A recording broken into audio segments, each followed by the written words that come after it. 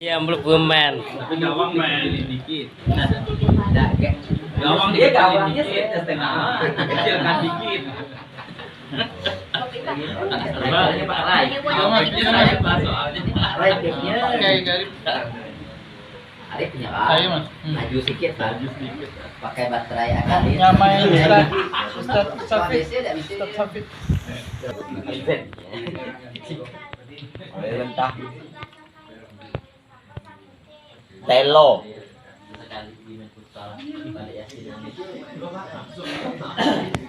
Sama itu ya dong.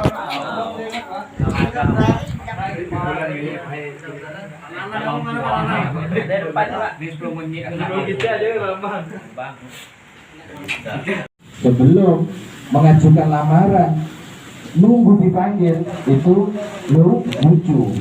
Mudah-mudahan saya dipanggil ya, nanti diterima sebagai anggota KPU. Sampai sudah daftar belum? Enggak daftar ya. Mudah-mudahan saya hari Sabtu ini, besok lusa ini, mudah-mudahan saya gajian. Sampai kerja di mana? Enggak kerja di mana-mana. Lucu tidak? Lucu. Kalau kerja di perusahaan setiap hari Sabtu nunggu gajian. Mudah-mudahan tanggal 1 bulan depan ini saya gajian.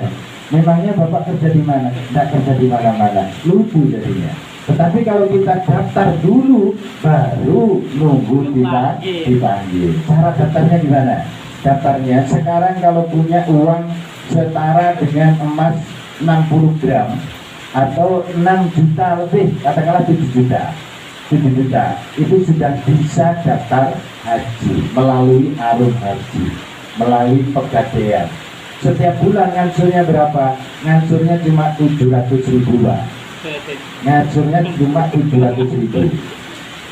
Kalau memang betul-betul minat daftar, insya Allah saya yakin tahun depan insya Allah pasti dipanggil oleh Allah Subhanahu wa Ta'ala untuk menunaikan ibadah haji. Baik, mungkin terlalu panjang yang kami sampaikan. Yang penting kita berharap kepada Allah Subhanahu wa Ta'ala dan mendoakan kepada Ustaz Subianto, mudah-mudahan dalam pelaksanaan pemberangkatan ibadah haji dari tanah air hingga ke tanah suci selalu diberikan kekuatan, kesehatan baik lahir maupun batin, dan kembali ke tanah suci dalam keadaan sehat walafiat serta membawa gelar haji yang mabrur. Amin ya rabbal alamin. Al-Fatihah. A'udzubillahi minasyaitonir rajim. Bismillahirrahmanirrahim. Alhamdulillahirabbil alamin. Ya Rabbi, ya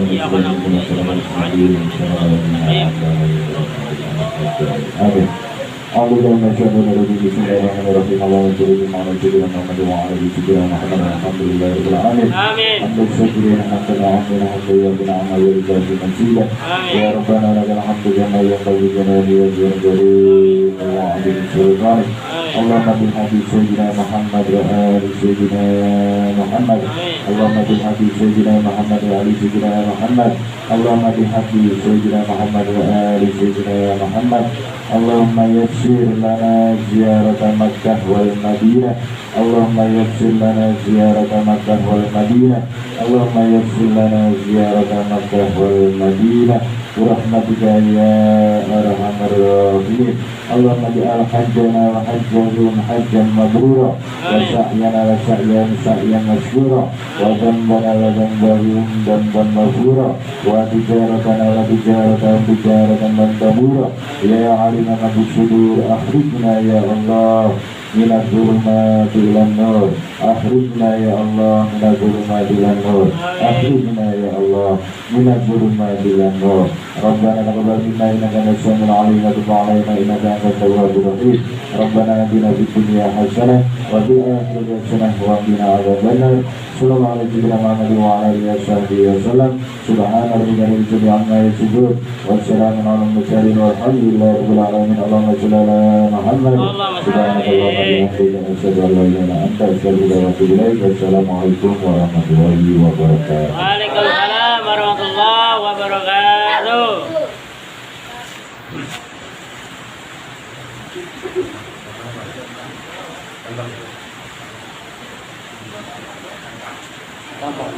Tambah.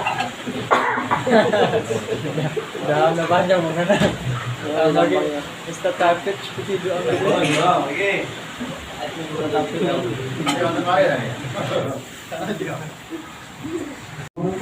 bahkan sampai Jawa Barat, dari wilayah Subang maupun Bogor, Indramayu, Banjar. Akhirnya begini, akhirnya ada seorang santri dari Malaysia namanya Wan Bakar. Jadi sudah dewasa, bahkan keluarga beliau sempat membangunkan sebuah bid'ah atau asrama di Pondok Pesantren kami. Sebelum dia pulang, bahkan sudah di sana dianggap ini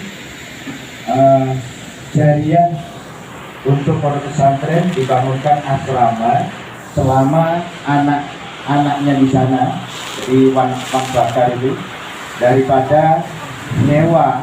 Menurut perhitungan orang Malaysia itu begitu, daripada nyewa sebulan sudah berapa. Jadi lebih baik saya niat jariah untuk bangun Pondok Pesantren Darussalam, dan setelah dia pulang masih tercatat sebagai amal jariah. Itu perhitungan orang Malaysia. Tapi beda dengan perhitungan kita. Kalau mondokkan anak kita, kadang sebulan 1 juta aja sudah dianggap mahal gitu. Padahal kalau nyewa sudah berapa gitu. Anak saya itu mondok per bulan kurang lebih 1 juta. Oh enteng, saya bilang, daripada kontraknya aja 600 di sini, 600 per bulan. Nah, belum makan minumnya per bulan 1 juta itu enteng gitu. Artinya Wan Bakar akhirnya meninggalkan asrama di Pondok Darussalam. Kemudian ada seorang tamu lagi dari Brunei Darussalam. Tamu dari Brunei Darussalam kebetulan berobat. Jadi ada penyakit yang tidak bisa disembuhkan oleh dokter, ya, karena dokter sebenarnya hanya ikhtiar untuk mengobati, tapi kesembuhan itu dari Allah Subhanahu wa Ta'ala. Akhirnya diobatkan ke abah saya, alhamdulillah sembuh. Akhirnya sebagai rasa syukurnya dari keluarga Brunei Darussalam ingin membangun masjid di Indonesia, dan kebetulan masjidnya itu termasuk yang ke-7 gitu. Masjidnya termasuk yang ke-7. Sudah 6 masjid yang dibangunkan di beberapa tempat. Nah di pondok kami ini termasuk masjid yang ke-7. Makanya begitu sudah jadi masjidnya Masjid 7 Darussalam, pondoknya pun Darussalam. Maka ketika saya di sini kok ada ya ini perumahan 7 Darussalam, kok sama dengan pondok saya. Jadi saya merasa kayak sudah tidak asing lagi, walaupun saya sendiri tidak pernah hadir ya di sini, tapi jarang-jarang kecuali diundang gitu ya. Karena alhamdulillah di Masjid Agung setiap maghrib sampai isya pun memang mengadakan kegiatan seperti ini. Kegiatan seperti ini para bapak saudara sekalian yang kami hormati, sebenarnya mengingatkan kita bahwa kita yang masih hidup ini, setiap malam Jumat kita secara bergiliran bergantian silaturahim dari rumah ke rumah jamaah kita. Ini sebenarnya sangat mengandung hikmah yang sangat besar. Di antaranya ketika kita mendoakan para ahli kubur melalui pembacaan Yasin, kalimat thayyibah tahlil, ini sebenarnya mengingatkan kita bahwa sebenarnya banyak saudara-saudara kita yang telah mendahului kita dipanggil ke hadirat Allah Subhanahu wa Ta'ala. Artinya kita bersyukur kepada Allah, kita masih diberi kesempatan umur, yang panjang, masih bisa mendoakan kepada para arwah ahli kubur kita. Nanti suatu saat ketika kita dipanggil oleh Allah Subhanahu wa Ta'ala, kita akan didoakan kepada orang-orang yang masih hidup. Apabila jamaah tahlil ini terus lestari sampai akhir hayat kita, jadi kita dapat timbal balik dari jamaah-jamaah berikutnya. Kalau jamaah tahlil ini terus hidup, terus berjalan dan istiqomah, kita nanti tentunya akan mendapatkan doa dari para jamaah.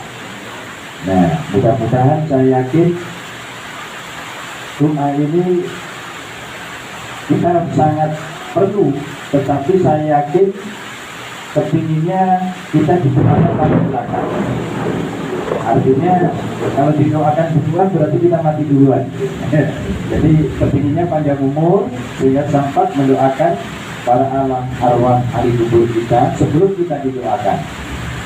Ini mengingatkan kita tentang kematian, karena sebenarnya orang yang cerdas, al-kayyisu man dana wa amila lima ba'dal maut.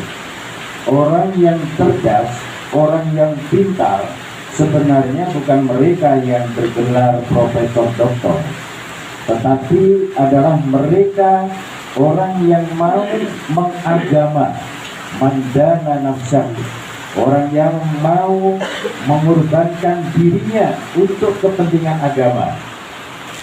Wa amila lima ba'dal maut, dan mereka yang mau beramal, beribadah untuk persiapan setelah mati nanti. Itu adalah orang yang cerdas.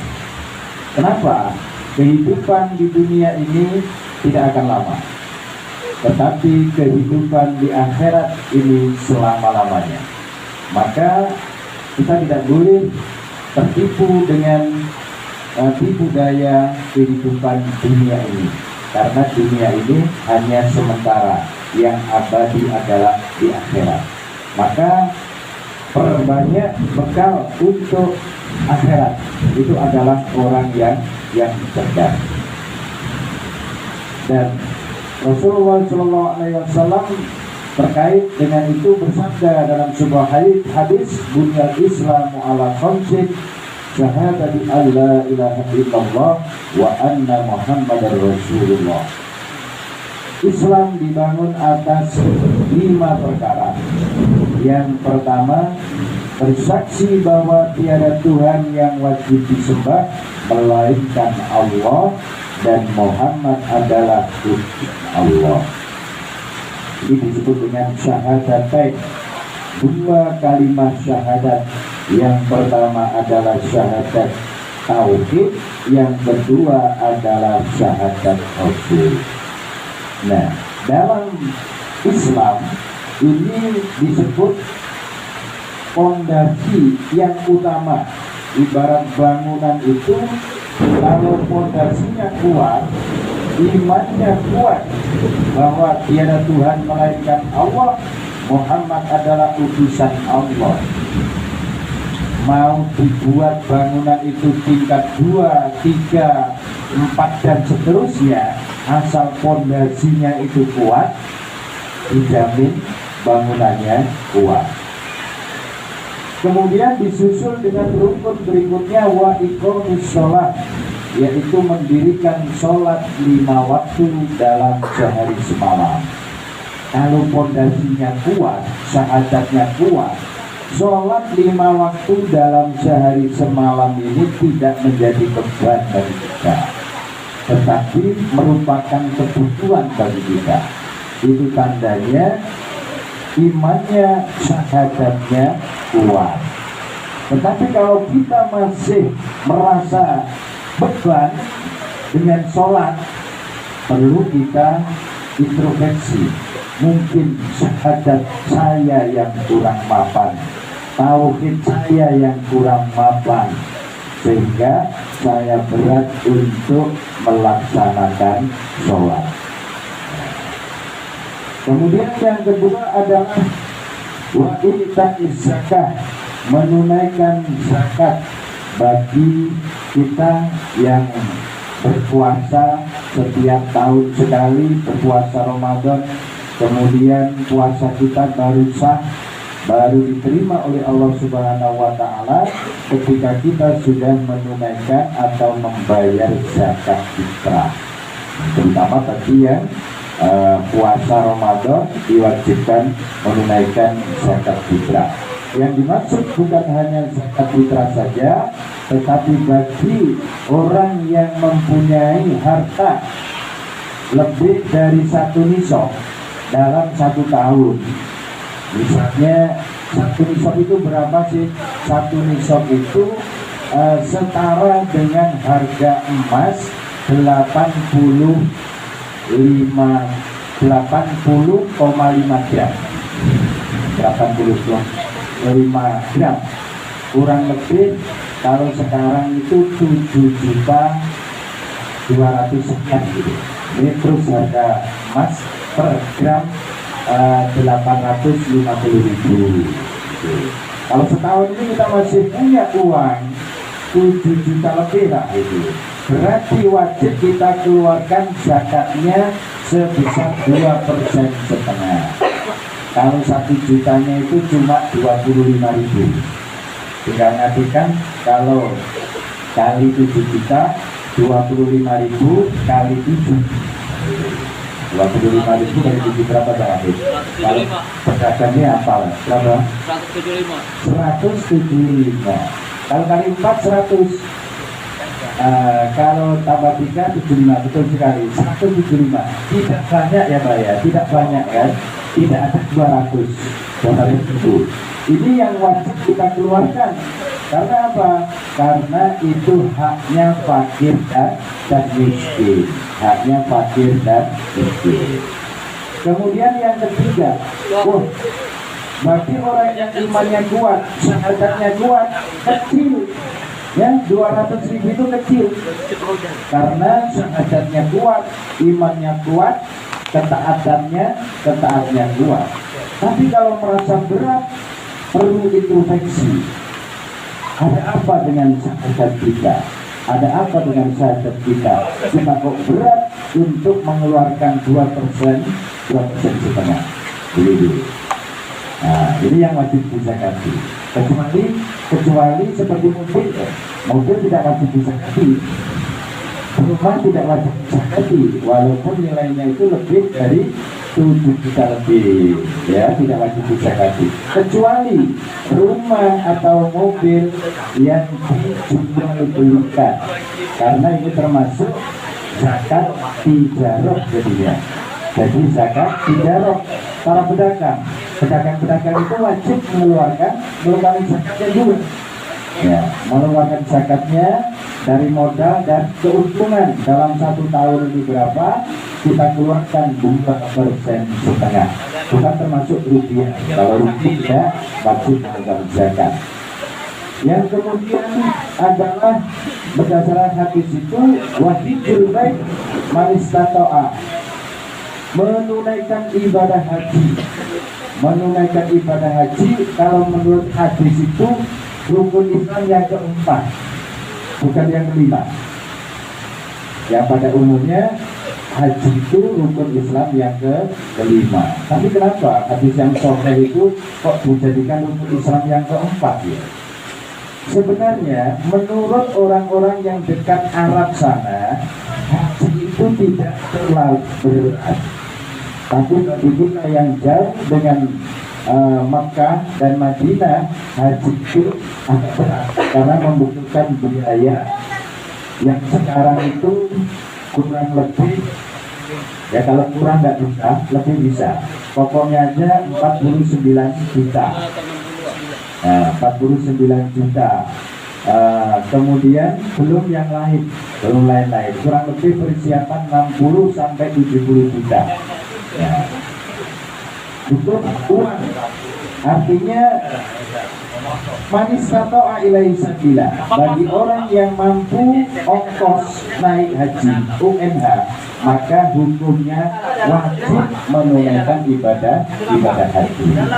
Dalam Bapak. Seandainya kita Mau saya kawan. sudah punya uang lebih dari itu, bahkan sudah lebih dari itu, kok masih berat untuk menunaikan ibadah haji, itu perlu dipertanyakan bagaimana dengan syahadat kita. Ada apa dengan syahadat kita?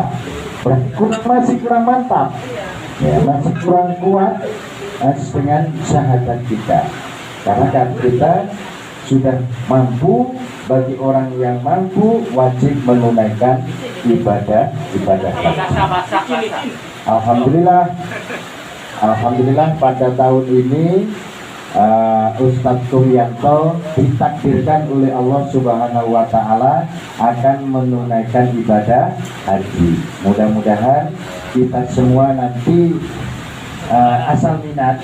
Ini seandainya ditawarin, kira-kira mau nggak Pak Habib ibadah haji? Mau ya? Karena juga mau ya? Semua mungkin mau. Pak Samidjo mau nggak? Kalau sudah mau, semua pasti mau. Berarti syahadatnya mantap. Syahadatnya berarti mantap. Kepingin punya minat, gitu. Kepingin punya minat. Kepingin dipanggil Pak Samidjo? Kepingin dipanggil. Begini, teori saja. Saya bicara soal teori saja. Kebetulan alhamdulillah saya tidak sombong, ini bukan riya. Saya alhamdulillah gelang saya kebetulan ketemu kemarin, sekarang masih saya pakai karena ini ada sejarahnya. Ini gelangnya yang benar-benar haji, ada namanya di sini supaya nanti di sana tidak hilang. Nanti Pak Kumpul juga dipakai gelang seperti ini supaya nanti di sana tidak hilang gitu. Jadi ini kebetulan masih ada. Saya alhamdulillah sudah 4 kali naik haji. Yang tahun 2012 ini kebetulan gelangnya masih ada. Waktu itu ketemu dengan Pak Wakil Bupati kita di Kayong, Pak Kiai Mas Rai, dan semua jamaah Kayong. Alhamdulillah ketemu saya di sana. Saya padahal berangkat dari Jawa. Ini contoh. Kalau minat, kepingin dipanggil naik haji. Kadang-kadang orang beralasan, mohon maaf, harta sudah banyak, rumah sudah mewah, bahkan mobil pun juga sudah mewah. Ketika ditanya, apakah Bapak, Saudara sudah naik haji? Belum, saya masih belum dipanggil oleh Allah. Saya masih belum dipanggil oleh Allah, merasa belum dipanggil. Padahal ketika Al-Quran diturunkan, saat itulah semua manusia dipanggil oleh Allah melalui Al-Quran. Kalau kita tidak baca, kita tidak tahu panggilannya itu. Ada dalil-dalilnya di dalam Al-Quran bahwa haji itu adalah panggilan Allah Subhanahu wa Ta'ala. Kemudian hadis juga memanggil. Hadis memanggil, memerintahkan supaya orang yang kaya, yang mampu menunaikan ibadah haji. Karena apa? Karena orang yang haji itu ketika wukuf di Arafah, insya Allah Lebaran itu antara tanggal 28 atau 29. Malam 29 itu insya Allah sudah takbiran ya. Kalau harinya insya Allah tanggal 29 itu hari Sabtu ya.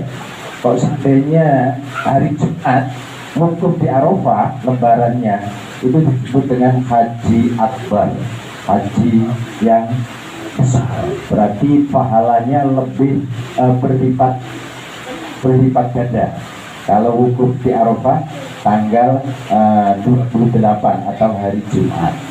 Berarti Pak Ustadz Turyanto ini kalau besok berangkat, kalau jamaah yang lain dari Kayong Utara ini sebanyak 79 orang, ini berangkat tanggal 18. Namun karena Bapak Ustadz Turyanto ini sebenarnya tidak menyangka kalau bisa berangkat tahun ini, karena beliau ini adalah jamaah cadangan. 9 orang itu jamaah cadangan ya Pak Ustadz Turyanto, termasuk Ustadz Yanto. Ustadz Yanto pun juga tidak menyangka kalau berangkat tahun ini. Jadi hanya mengikuti manasik saja karena jatahnya cuma 70 orang dari Kayong ini. Ternyata ada tambahan sampai 9 orang. Ini alhamdulillah bisa berangkat tahun ini. Nah, ketika di Padang Arafah, jadi wukuf di Padang Arafah nanti tanggal 8 Zulhijjah, 9 dan 10 ini sudah di Arafah. Sudah di Arafah. Berarti tidak lama nanti dari Pontianak besok ini tanggal berapa? Nggak bisa dijawab. Tanggal 12. 16 kita ya. Oh, 16. Tanggal 16. Berarti berangkatnya ke Batam bersama jamaah dari Kayong atau tidak ya? Tidak ya. Berarti gabung dengan jamaah yang di Kuburaya. Oh, dari Kuburaya dan Pontianak. Iya. Jadi lebih datang berdua malahan. Insya Allah datang berdua sedikit 2 hari dari jamaah Kayong Utara. Padahal kalau dihitung itu akal kan mestinya belakangan gitu. Tetapi kehendak Allah ini malah datang duluan di Mekah. Karena dari Batam langsung ke Jeddah 9 jam. Itu perjalanan 9 jam. Kalau jamaah dari Kayong ini tanggal 19 dari Pontianak menuju ke Batam. Batam ke Jeddah tanggal 20. Tanggal 21 itu baru nyampe ke Jeddah. Tetapi Pak Ustadz Kumyanto insya Allah tanggal 18 atau 19 ini sudah nyampe ke Jeddah. Insya Allah begitu. Nah, ini kembali kepada orang yang wukuf, berarti di sana tidak lama. Di Mekah, di Jeddah, terus ke Mekah, kemudian ke Arafah. Kurang lebih seminggu kemudian langsung ke Arafah. Berarti langsung pelaksanaan ibadah hajinya. Begitu setelah datang, kemudian tawaf yang dinamakan dengan tawaf wada. Tawaf wada, tawaf kutub. Tawaf kutub. Kalau kutub itu tawaf ketika datang. Tetapi nanti ada tawaf lagi namanya tawaf wada, yaitu ketika akan meninggalkan kota Mekah, disebut dengan tawaf wada. Setelah tawaf kudum, kemudian sa'i, kemudian tahallul.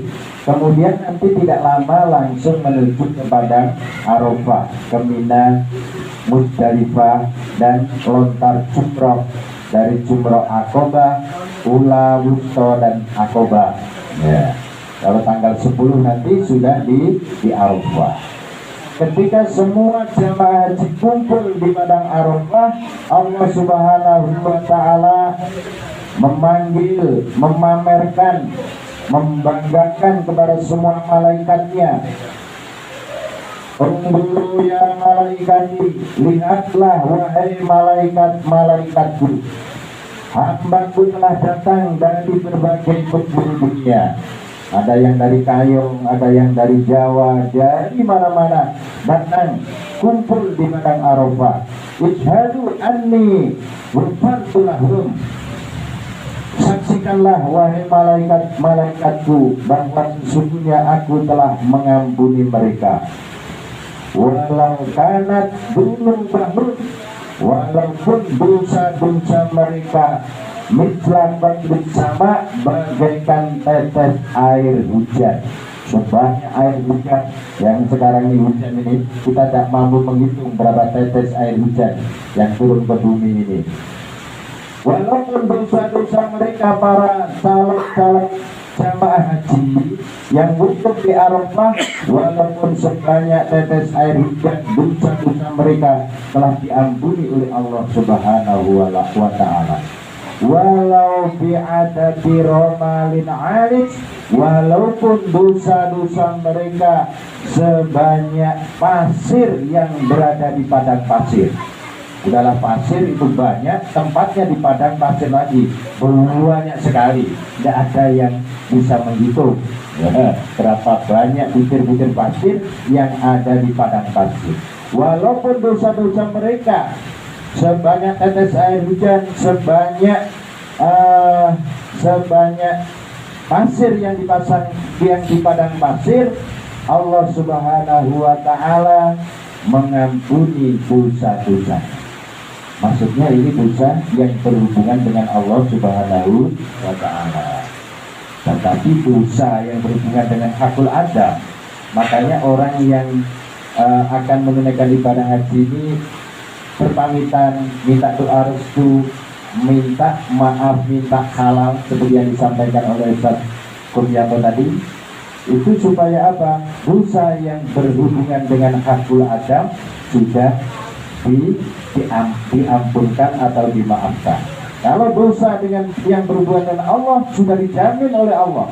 Ketika wukuf di Arafah, walaupun dosanya sebanyak tetes air hujan, sebanyak pasir yang di padang pasir, telah diampunkan oleh Allah Subhanahu wa Ta'ala. Dan nanti ketika kembali itu dalam keadaan suci kayauma waladatu umur, sebagaimana dia telah dilahirkan oleh ibunya, artinya tidak membawa dosa. Setelah pulang dari tanah suci, kembali suci seperti tidak mempunyai dosa, seperti bayi yang baru dilahirkan. Inilah yang disebut dengan haji yang mabrur. Artinya setelah ibadah haji, dosanya sudah habis, sudah disucikan dan diampuni oleh Allah Subhanahu wa Ta'ala, dan sepulang dari haji akan semakin membaik, karena mabrur itu artinya telah diperbaiki. Ibarat motor itu sudah diservis ini. Dari servis. Jadi yang rusak-rusak sudah tidak ada gitu loh. Nah ini makanya perlu bisa ke sana. Menunaikan ibadah haji itu adalah cara cepat untuk menghapus dosa. Cara cepat menghapus dosa.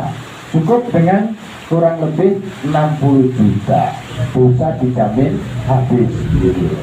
Kecuali nanti mau nambah lagi. Pulang itu mau masih tambah lagi, itu nanti urusannya lain lagi. Sepulang dari haji kok masih dosa lagi, ya harus bertobat lagi gitu nanti.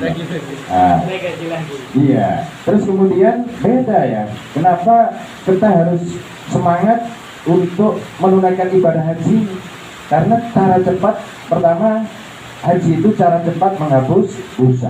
Yang kedua, sholat di Masjidil Haram itu pahalanya 100.000 kali dibanding sholat di kampung kita, di masjid kita. Jadi 1 rakaat itu sebanding dengan 100.000 rakaat. Itu 1 rakaat saja, baik sholat fardu maupun sholat sunnah. Jadi cara cepat untuk memperbanyak amal ibadah, itu cara cepat. Berapa hari di sana? Kurang lebih itu biasanya 40 hari baru nyampe ke rumah. Karena nanti 9 hari itu di Madinah arba'in atau sholat berjamaah sebanyak 40 waktu.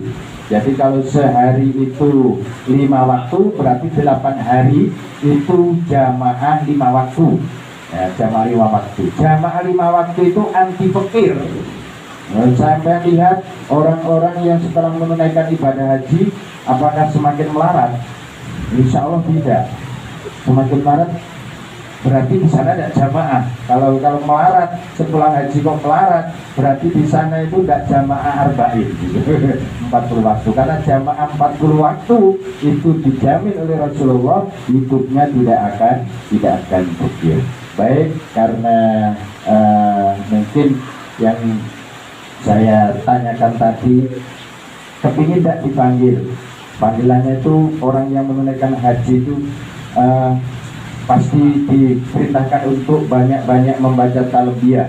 Labbaik Allahumma labbaik, labbaik la syarika laka labbaik, innal hamda wan ni'mata laka wal mulk la syarika lak. Apa sih artinya labbaik itu? Labbaik itu kami memenuhi panggilanmu ya Allah. labbaik Allahumma laka labbaik. Kami memenuhi panggilanmu ya Allah. La syarika laka, tidak ada sekutu bagimu. Labbaik, kami memenuhi panggilanmu ya Allah. Jadi berangkat itu memenuhi panggilan Allah subhanahu wa ta'ala. Innal hamda wa ni'mata, sesungguhnya pujian dan kenikmatan